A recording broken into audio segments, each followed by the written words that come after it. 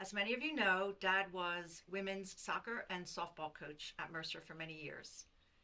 He very much liked coaching, and especially he would often say that women are very coachable.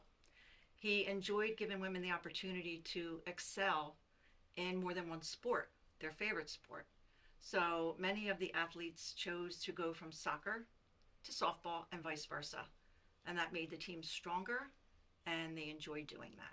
His style of coaching, his passion for the game, and his ability to teach, I think really helped gel the team and had the players enjoy playing, which in turn, I believe, translated into wins. He was all excited when the girls softball finally won the regions, the nationals. They got to go to Kansas, and he was all excited. And when he came back, they did okay out there. They were one of the first teams to beat a California team, which was unheard of in the day.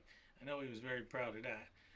But he told me on the ride there, he saw nothing but cornfields.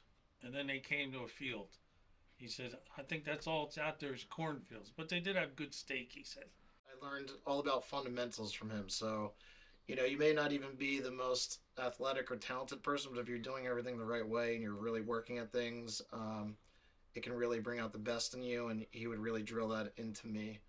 And that's something that I always took away from being around him and just knowing how to do things the right way. Pop to me, I played baseball growing up my whole life. Steiner. Every time I look over my shoulder on the mound in the left field, you'd see Pop in the outfield, in his outfield chair. So you always knew he was going to be there.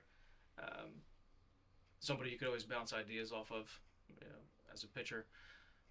My whole life, I worked off of the ideology that first pitch strike is the most important pitch in baseball. That came from Pop at a very early age. I was very excited to learn that Dad was going to be into the Hall of Fame. I didn't even know there was a Mercer County Hall of Fame.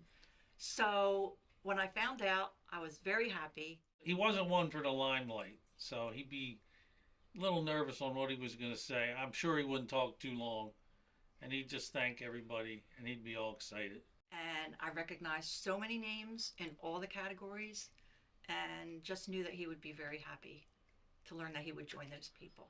He's not a type of guy to go around and pat himself on the back. He would, be very prideful on the inside.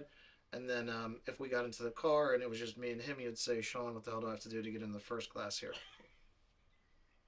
That, the third class is great, but I don't know what would it take to be in the inaugural class.